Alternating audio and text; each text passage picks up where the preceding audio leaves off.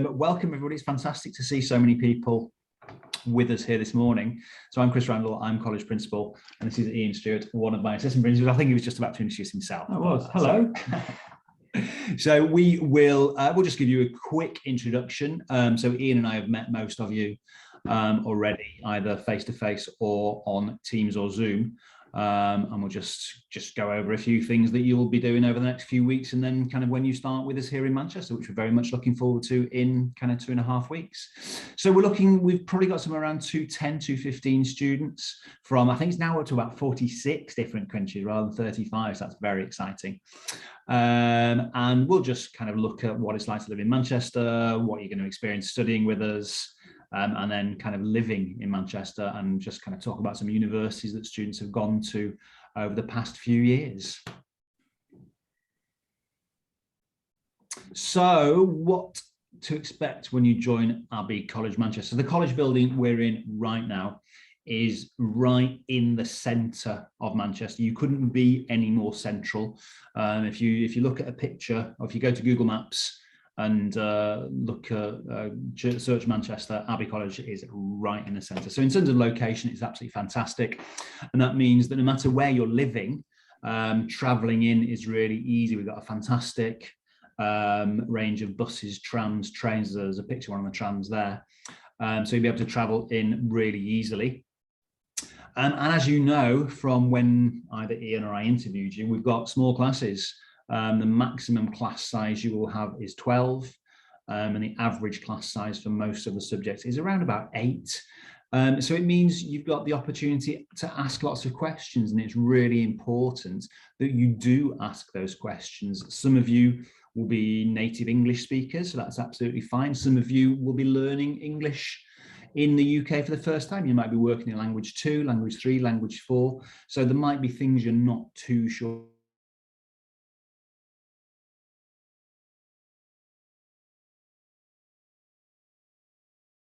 questions of your teachers, and obviously you get lots of English support through the IELTS classes. And alongside the subjects that you'll be studying, so alongside your biology, your chemistry, your maths, whatever, we also have various different courses bespoke for various different classes. So those of you who are coming into year 12, you'll be put in success in the 6th form class, and that's a way that helps you learn to learn. So it gives you some study skills, it helps you do just a weekly check of where you're up to, because A-levels are difficult. It's a 2-year linear course, and having this success in the 6th form class just enables you to have that kind of 40 minutes, 1 hour lesson every week to just kind of reflect on your learning and on where you're up to. And we'll also teach you different methods of revision, of note-taking, of kind of retrieval practice, which will all be really important for your A-levels.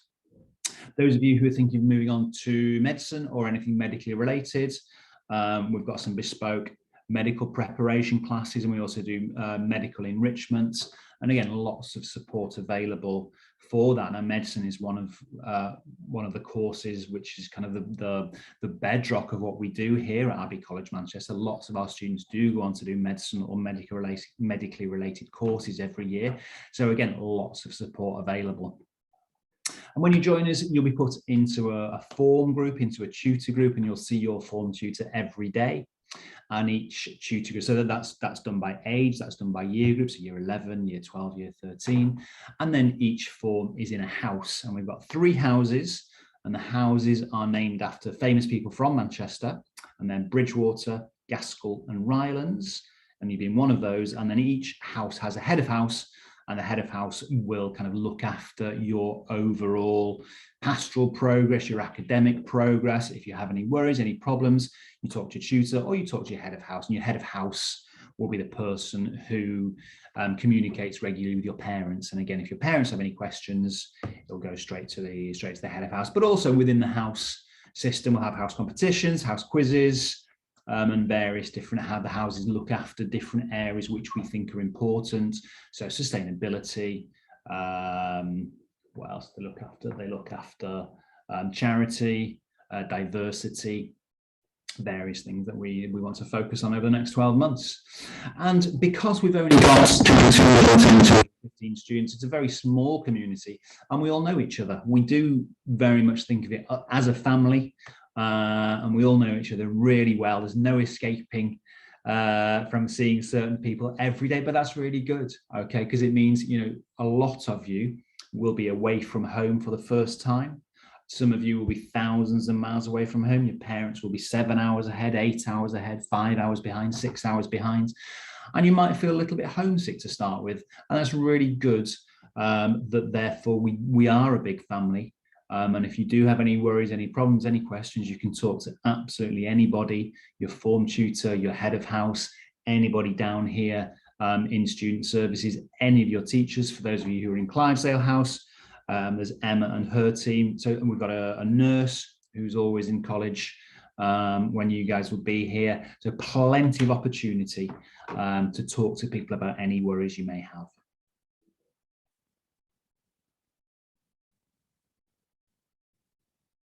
So the A-level results for 2022 are due tomorrow.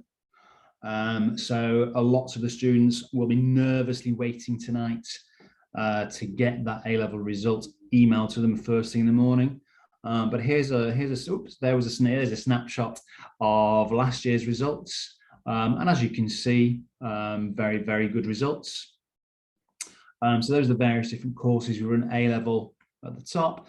The IFP, which is the International Foundation Programme, which lots of you are coming to do, the one-year programme, and then the GCSE results at the bottom. We're very proud of those results, very pleased with those results. And again, you know, in the small classes, the progress you make will be very good, because it is very much a partnership. You know, you ask those questions when you don't understand something.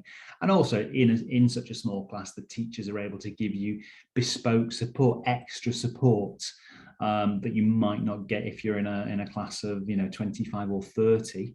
And students who come to us, they make excellent progress, and we're really pleased with those results.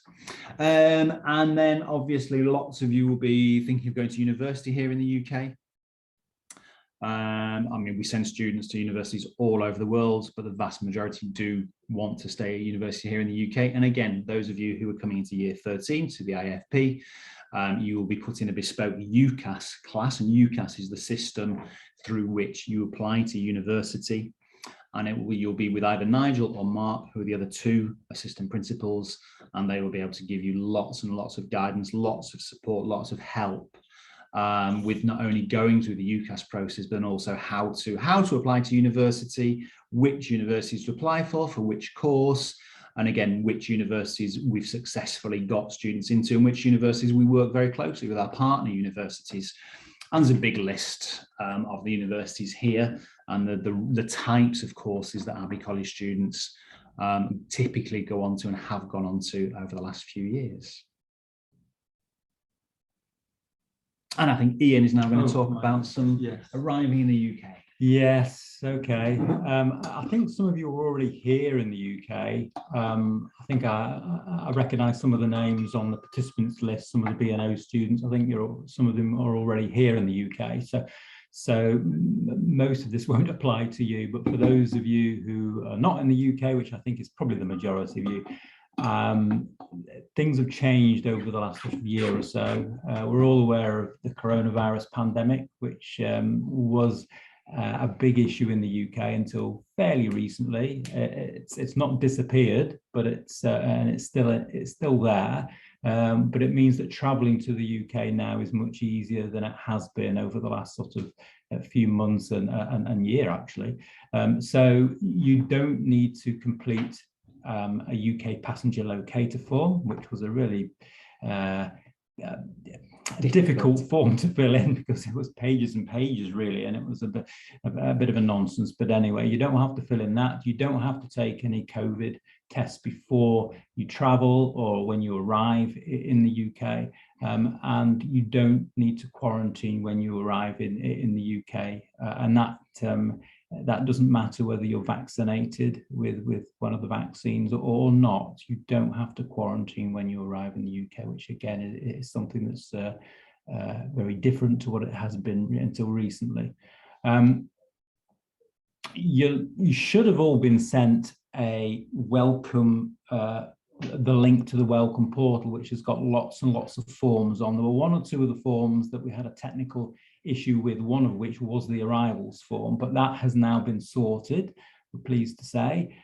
So as soon as you do know when you're traveling to the UK, and for those of you who have got visas, when you've got your visa and you've booked your flight, you must complete the arrivals form as soon as you've booked your flight, and then we can book the taxi for you. But also, even if you don't need a taxi transfer, it's important that we know when you're traveling, okay? We don't just want you to turn up in the college. We need to know when you are actually traveling so we can prepare for your arrival. For those of you who do need a taxi transfer on arrival at the airport, Manchester Airport, streetcars, there's a streetcars desk in each of the 3 arrivals halls. There are 3 terminals at Manchester. Most of you will be arriving in Terminal 1 or Terminal 2, and there is the streetcars taxi desk in the arrivals hall when you've gone through immigration, and the logo there is on the screen. We will be having a poster which has the Abbey College logo at the back of the streetcars desk, so you will be able to kind of see that as well. So you need to go to the taxi desk. They will be aware of your arrival. They will put you into one of the taxis and they will take you to wherever you need to go. So they'll take you to one of your homestays if you're a homestay. They'll take you to a private address if you're living outside college accommodation, or they'll take you to Clydesdale House if you're living there. Okay, we have on the next slide. That's okay. Thank you very much. And we do realise that there are going to be delays with some of the visas, and there are already a few students that we know are not going to be here at the beginning of September. Don't worry is what we sort of say. We're aware of that. We do have this every year. There is particular delays, I think, this year. But if you are delayed, it's fine. You must kind of keep in touch with us to let us know when you do get your visa and when you are going to subsequently arrive. But for those of you who are not here in time for the induction and the start of the teaching, please do not worry. At least initially, and for the first few weeks, we will be running classes online as well as face-to-face. And you can see with one or two of the images that you can see on the screen there, you will be able to participate in the classes. You won't be there, but you'll be sort of able to be part of the class, and the teacher will try and include you as much as possible. Clearly, the teacher has to teach to the face-to-face people as a priority, but he or she will be making sure that all the people online will be still getting as good an experience as possible. Once you arrive, if you actually do show symptoms of coronavirus and you're living in one of the college arranged accommodation, you will be asked to take a lateral flow test. And if this is positive, then you'll be asked to isolate in your room and be cared for either by the host family or your boarding staff or the boarding staff. And that's really for a safety point of view. It's to keep you safe and also to keep the other students and staff in the college safe as well. Okay. So the first few days, I'll go on to a little bit about accommodation on the next couple of slides. You will get sent some login details. They should be coming a couple of days before the induction. So from around about the 1st, 2nd, 3rd of September, you'll each get sent an email that will have your created Abbey College Manchester address, which will be basically your name at abbeymanchester.co.uk, and we will use your email address for all correspondence going forward. Okay, so it's important that you keep looking at your email address, because that's how we will communicate sort of with you. So you'll get sent information about how to log on to our Microsoft Teams system, and there'll be clear instructions, and there'll be a couple of attachments to follow. It needs to go through Outlook. Last year, we had lots of students saying that they couldn't access Microsoft Teams because they were trying to do it through Gmail. You cannot do it through Gmail. It's got to be Outlook, and the link to Outlook will be provided as part of the email. So please look out for that email. It'll be around about the beginning of September. And it will go to your personal email address, but it will be the only time we will send information to your personal email address. Everything going forward will be through your Abbey College Manchester address. The induction itself, which will be face-to-face, starts on the 5th of September, which I think is a Monday. Monday, It's the a 5th. Monday. Yep. So Monday the 5th to Wednesday the 7th of September. And that will be a mixture of meeting your teachers and having a bit of a meeting your other classmates. There'll be a couple of assemblies and tutor groups. For those of you who are on visas, we will also be doing some little paperwork with you. There is some paperwork for you to fill in on the welcome portal, so we will be going through that. And for those of you who haven't filled it in, we can then use those sessions during induction to continue and to complete the sort of the paperwork. And as part of that, you'll need to bring in your passport, if that's okay, because we need to see everybody's passport. We have seen it electronically, but we do need to see it actually, the original of it, if that's okay. So the induction will probably be taking place from around about 9:30 till around about sort of 2:30, 3 o'clock on those 3 days. And then the actual classes themselves will start on the 8th of September. You will get your timetable at some point during that induction once you've met your teachers. Some of you still need to get your complete programs finalised. And of course, as part of the induction, they'll choose an enrichment as well. And some of you may decide to change subjects. And again, that's absolutely fine. Just let us know. You know, some of you haven't chosen all your subjects. Some of you have said it's either this or this. That's all fine. We'll sort all of that during those 3 induction days. Not a problem.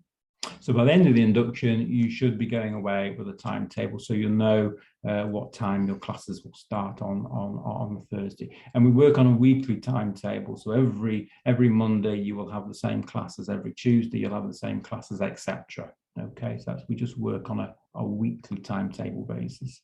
In terms of accommodation, there will be some of you going into the boarding house. That is the boarding house there. It looks very nice, and it is very nice indeed, I have to admit. I would like to live there myself. Lovely. Yep, yeah. It is lovely. Yeah. So that's the main entrance. Those of you who are getting a taxi will get delivered to the door. The house parent will come out and meet you, and then we'll take you up to your bedroom, an example of which is shown on one of the images there. There's the common area, which again you can see. There's a kind of a general kitchen and a living area. Well, they're separate, aren't they? There's a separate kitchen area and a separate living area between around about 10, 11 students. It's all very, very nice indeed. And the boarding house does not, we've gone too quickly, but anyway, the boarding house, thank you very much. The boarding house will open on the 3rd of September. One or two of you have asked whether it can be open any earlier. I'm afraid it can't, because the tenancy period with the people that own the building does not start until the 3rd of September, and our house parents need a bit of time to get everything ready. So they're in kind of a day or so before that to get everything ready. So unfortunately, you can't go into the boarding house before the 3rd of September. Okay. But you can stay there during all college holidays apart from Christmas, and we need you to vacate the boarding house at Christmas. Most students will go home. For those of you who can't go home or perhaps don't want to go home, we will make other arrangements for you, so please do not worry, and we can talk about that nearer the time when you arrive. Okay, if we go on to the next slide, that's okay. So one or two of you will be in host families, and this is a typical host family. You'll get your own bedroom.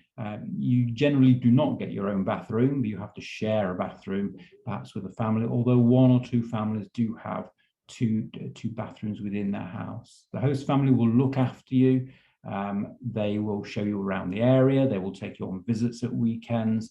They will probably do a little trip into the college with you. Some of them will come in on your first day or so with you to show you the way, and so on. They will give you all your food as well. They will do your laundry about once a week, and they will clean your bedroom as well, although you do need to keep your bedroom clean and tidy yourself, of course.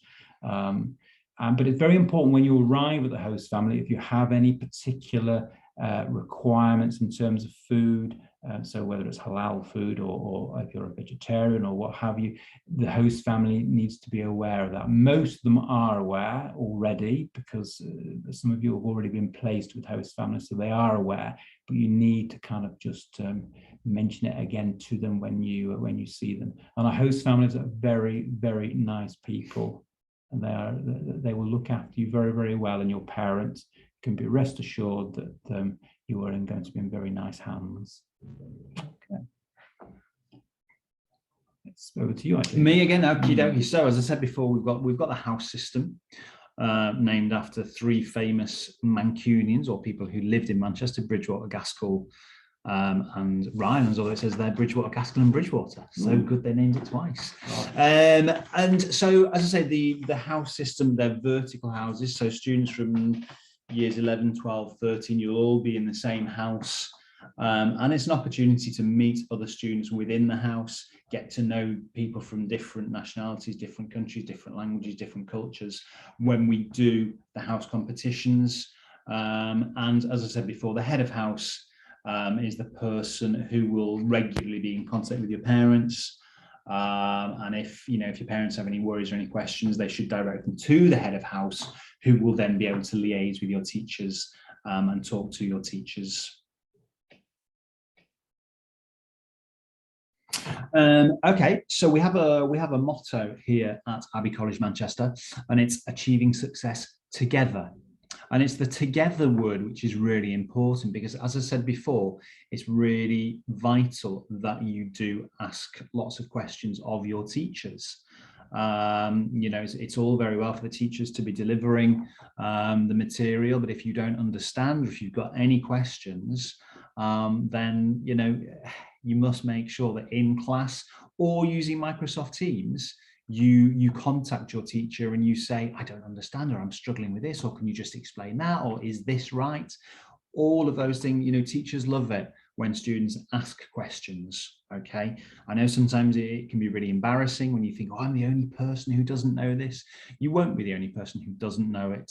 And as I said, teachers love answering questions, and we're all here to help you. We're all here to guide you, and it's really important that you are therefore responding to any guidance, to anything that the teachers say, that your form tutors say, and that we work together. Okay, because there's like a triangle. There's college, there's you, there's your parents, and the three different parties all need to work really closely together. So your parents will be getting academic reports sent home roughly every half term, so every 5 to 6 weeks.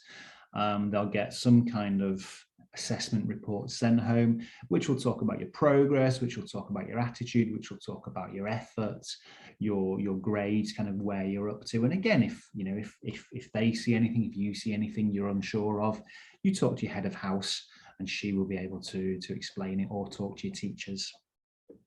We've talked about UCAS, so those of you in year 13 IFP, you'll be in bespoke UCAS classes. And again, if you have no idea what UCAS is, it's absolutely fine. All right, everything will be explained, everything will become clear. Mark and Nigel are the two absolute experts. They've got an office up on the 4th floor, and again, if you are in IFP year 13 or year 13 A level, go and talk to Nigel and Mark, and they will be able to sit down one-to-one and explain everything to you, because all of the staff here are very friendly. Okay, despite what they may look like, they're all very nice, they're very friendly, and you must make sure that a lot of you will be abroad, as we said, for the first time, and everything will be different than you're used to, maybe. And even if you've been in the British education system before, you won't have been doing certain things before, so certain things will be new. And we've all done them dozens and dozens and dozens of times. Doesn't mean we know all the answers, but we might have an answer that you're looking for. Oh, we might be able to just guide you in the right way. And then towards the end of the year, in the final term, we then sit down and we do an end of year review, and that might be with your head of house, it might be with one of the directors of faculty, it might be with me or one of the other assistant principals, and that's to talk about how the year's gone and the best plans for the following year. Some of you are coming into year 12, you will do the 2-year A-level course, and that's absolutely fantastic. Some of you at the end of year 12 will decide to swap to the IFP or the CSP, which is the International Foundation Programme, or the Combined Studies Programme. Okay, so we sit down and we talk about the best programme for you to do the following year. And those of you who aren't native English speakers will have lots of English support available. And again, it will become clear over the first week, 2 weeks, the kind of correct level of support that you will need. And again, you'll do some diagnostic tests. You do some diagnostic tests in maths, you do some diagnostic tests in English for those of you who do maths. And again, we will put in the right level of support and then monitor that throughout the year, and maybe change, add, take away, whatever it may be. Again, with being so small, we can have this flexible approach to how best support you. So on a Wednesday afternoon, then we have an enrichment slot. Okay, and it's a 2-period slot, so it's an hour and 20 minutes, where you get a chance to do something completely different, something which enriches your timetable. And there's a very large choice of enrichment clubs on offer, from, as it says here, there's sports. So if you're into sport, football, basketball, yoga, badminton, exercise and fitness, we're thinking maybe of doing a running club, a walking club, I'm not entirely sure. And if you're not sporty, you don't want to do a sport, that's absolutely fine. There are other clubs available, other enrichments available for, there's some examples there. And again, sometimes students say, oh, I really want to do this, I really want to do that. That's fine. Let's see if we can create some other bespoke clubs. And it's just something that takes you away from your studies, gives you a chance to relax, give you a chance to do something different, learn some new skills, do a bit of sport, whatever it may be. And it's a really nice and very popular slot on the timetable each week. Can we move on, sorry? And then we also have music enrichment. So we've got a couple of fantastic music teachers, and the students who do music, they practice for a couple of performances. So we have various evenings throughout the year. We have a Christmas celebration, or we have an end of term celebration in December, where we like as many students as possible to perform. And it could be singing, it could be playing a music instrument, it could be a dance, it could be absolutely anything you want. And then we have graduation in the summer, and again, lots of the students perform there. And then those of you who are going to Clydesdale House, every evening there is a different activity. Okay, so we've got a great team of house parents who live in Clydesdale House to look after you, make sure you're okay. And every evening after prep time, after your evening meal and after homework, they then run an activity. And again, there's some examples of the various activities there. But again, if there's something that you really want to do, or if there's an activity you want to run, just talk to Emma, who's a senior house mistress, and I'm sure she'll be able to help you and facilitate that club as well. Right. Okay. Manchester, apparently ranked 3rd best city in the world, which is a wonderful accolade for the city, to be honest. And that, I think, was based on a range of different measures. I think it was based on the friendliness of the people, the sense of the community, the weather, yes, the restaurants and things to do in the centre, the environmental initiatives that are here as well in the city. But it's one, and the two because I did a bit of research on this, and the top 2 cities were San Francisco and Amsterdam, and Manchester 3rd. So very good. Yes, so the top UK city, which is fantastic, and it's a great city. As Chris has already said, the college is located right in the centre of the city. The actual city centre is surprisingly small, and you can actually walk really from one side of it to the other side of it within about sort of 20-25 minutes, and there's lots of things packed into that small area. The boarding house, it depends on how fast you walk, of course, but the boarding house, I walk very quickly. For me, it's about 5 minutes, but if you walk slowly, it's probably about 8 or 9 minutes. But it's a very safe route as well.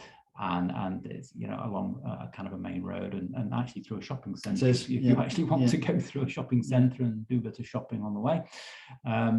But it's about the second city in the UK in terms of its industry and in terms of its work kind of thing. Really, it's not the second in terms of its population, but it's the second in terms of its industry and what it has to offer in terms of industry and different types of sectors and that sort of thing. And I think if we go on to the next slide, we'll actually see a couple of pictures of Manchester as well. So you can sort of see it's a variety here. I think that's the biggest Chinese arch in the UK, I think. And I think it's the second biggest Chinatown itself in the UK as well. But as you can see, it's full of kind of iconic old kind of buildings, as you can see on the top right, as well as the sort of the more modern on the top left. And you'll see on the bottom right picture, which I think it looks like it's been raining on the bottom right picture, unfortunately, but you'll actually see on one of the sort of the litter bins, you can actually see the image of the bee, and you will see, that's it. Thank you for pointing that out. And the bee is basically the symbol of Manchester. So wherever you go in the centre of Manchester, you will see this image of the bee, which goes. It's very interesting to do a research on it. To be honest, people from Manchester used to be regarded as worker bees in the Industrial Revolution a couple of centuries ago, and they were called that because they were very hardworking, and they're still hardworking to this day. So as I say, everywhere you go, you will see the image of the bee on everything from benches to litter bins to lampposts, etc. Buses, trams, everything. Yeah, it's absolutely everything. And we hope that all of you, when you come, will also be worker bees and will work very hard when you do come to join us in a few weeks' time. Oh, there we go. I actually, I do think that back on slide 8, I did forget to say something. I'm not sure whether it's possible to quickly go back to slide 8. Is that going to be possible or not? Oh, here we go. Going back. Oh, there we go. There we go. Yes, thank you very much indeed. I think in my excitement, I forgot to include the useful items to bring. So there's a list there. If you look on the welcome pack, which is on the welcome portal, it does actually mention these and a lot more. So please do read the welcome pack, because it does give an awful lot of information about what you should bring and perhaps what you shouldn't bring when you come to Manchester. You must bring a laptop. So you must bring a laptop because we do use Microsoft Teams, and you'll find out during the induction how teachers want homework to be submitted, and for most of them it will be through Microsoft Teams. Okay, an iPad won't do, an iPhone won't do. You must have a laptop. It can be Apple, although it's probably slightly easier if it isn't, because Microsoft and Apple don't necessarily always work particularly well together. All right, but please make sure you bring a laptop with you. Okay. And there are a few other bits and pieces there. That's just a sort of small kind of sample. There are a lot more items that are on the actual welcome brochure, which again is on the welcome portal. And for those of you who haven't gone onto the welcome portal yet, so please go onto it and carry on filling in the forms. A lot of you have been on it and a lot of forms have been filled in, but please continue to do it as much as you can, and particularly the arrivals form, as we've mentioned before, when you've got an arrival date, for those of you who are not in Manchester yet. Okay. Fantastic. Well, thank you very much, everybody, for listening, and thank you very much for being with us this morning. Tori, are there any questions which have come up during our little presentation? I haven't had any questions come through in the chat. As I said beforehand on the little register, that there was a question which I think you did mention it in, about when will students get their timetable? So the timetables will be ready for when the students walk through the door the first time at interview, so either with Ian or me. We did talk about the subjects, and they were obviously on the offer letter. The students have signed up for those subjects. So the timetable will be based on the information we have, and over the next couple of weeks we will create those timetables. But as I say, sometimes students weren't too sure or decided they do want to swap, and that's absolutely fine. But all the timetables will be physically ready. They'll be printed off and also emailed, but they'll be ready for when the students join us, kind of on the 5th of September, hopefully. Excellent. So if a student is joining like for visa issues and they can't come and be here on the 5th of September, should at a point when they're timetabled a lesson, should they be trying to dial in at that point, or? Yep. So initially we will do the dual economy teaching for some students who can't be here, because as Ian says, we have heard of a number, or a couple who can't, or who are struggling to get flights, mainly from Hong Kong and China. And so initially they'll be able to join the lessons on Teams. And so the teachers will be going through that again during the induction as well, and we'll tell the students exactly how to dial in and what to expect, and yeah, and how it's going to work until they can physically be with us here in Manchester. It's very important, because when they get, for those people who are going to be online, at least for the first few weeks, it's very important when you get the timetable sent to you, it will have the times of your classes on. They will be UK times. So unfortunately, for those of you who are in kind of time zones that are quite a bit different to the UK, for example, China or Hong Kong, where you're going to be 7 or 8 hours ahead, unfortunately, if you have a class that's kind of 3 o'clock in the afternoon, it will be sort of 11 o'clock or whatever at your time in the evening. So it's not your own time, it is the UK time. So, but it's very important, despite the fact that you're going to be doing it very late in the evening, it's very important that you participate in those classes, because you don't want to get left behind, and you want to kind of contribute as much as you can before you arrive here, because it makes things easy for you when you eventually do arrive. So please try, and if you, for any reason, you can't go to one of the online classes, please let your teacher know beforehand on Teams, because if you don't, then what we have a kind of an absence system here. So it would be an unauthorized absence if you don't let the teacher know in advance, and we don't like unauthorized absences because it doesn't sort of go well if you're on visas. So you need to tell the teacher if you're not going to be able to make a class. It's important you tell the teacher on Teams before the actual lesson starts. Okay. Okay, that's I think there was a question that you asked, Tori, about somebody asked about a travel pass. Is that right? To travel pass. So for those of you who are living in the city centre, so at Clydesdale House, or if you're living with your parents or somewhere else within the city centre, then you won't need a travel pass, because you'll be able to walk to and from the school. For those of you who are living a little bit outside the centre of Manchester, so if you're living in a host family, or if you're living with a family or whoever a little bit further out, there is a very good transport system within Manchester. There are various discounts that you can get on tickets depending on the mode of transport that you're using. There is something called an hour pass as well that is that's open to eligible people, that does offer some sort of free travel. There are conditions attached to that, so probably the best thing to do is that when you arrive in the school as part of the induction, that you come and see somebody within student services, and then we can kind of try and help you and point you in the right direction and work out which would be the best pass for you to get. Okay. That's great.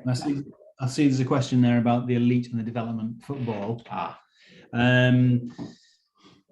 Depends. I mean, the answer is it depends what course you're on.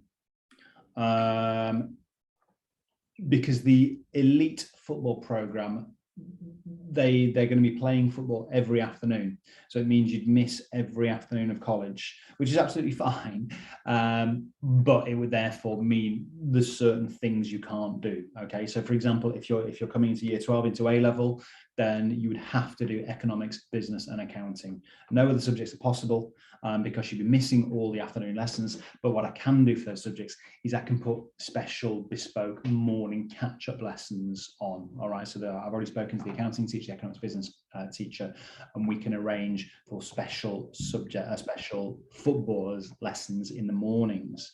And for those of you who are thinking of elite on the GCSE program, again, you won't be able to do the full range of subjects. So you might only be able to do 4 GCSEs, English and maths, plus 2 others. And again, so yes, it is possible, but it will A, very much depend on your level, and B, then very much depend on which course and which range of courses you want to do. Now, it may be that you start on the development program doing a range of courses that fit with it, and the coaches at International House say, oh, this play is absolutely fantastic. We think this play will be really good on the elite. Okay, well, at that point, we can then have a conversation, see what we can do. Or it may be that you start on the elite and that you realize that actually 5 days a week training is too much, and you want to swap to the development program. Again, that's absolutely fine. Okay, so, and again, you know, as I said before, it's about having those conversations. All right, it's about being open, being honest, listening to the advice which is being given, you know, because especially with International House and also with your teachers, you know, we are the professionals.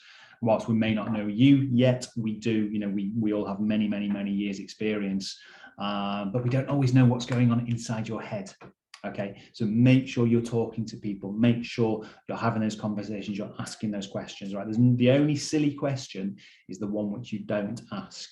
Okay, there's no such thing as a silly question. You may, as I said before, you may think, oh no, I can't ask this question, I mustn't ask this question. Ask it. All right, it's absolutely fine, really important.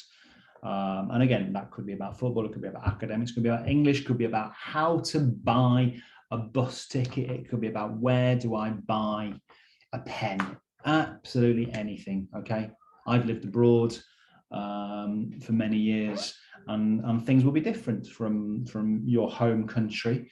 You go to the supermarket and things will be in different places. Certain things will be with certain things, or certain supermarkets won't sell certain things. All right, all of this you'll learn, and it's absolutely fine to want to know these things and to ask these questions. Okay. Okay. Can I just say something else, Tori? Is that's on a slightly different subject, and I should have probably mentioned it as part of the induction slide earlier on. For those students who are kind of on visas and haven't been to the UK before, part of the induction will be sort of done on things like how to open a bank account and that sort of thing. So, you know, don't worry about that. Kind of, we sort of help do that. It's kind of an online application, but we can look at that during the induction itself.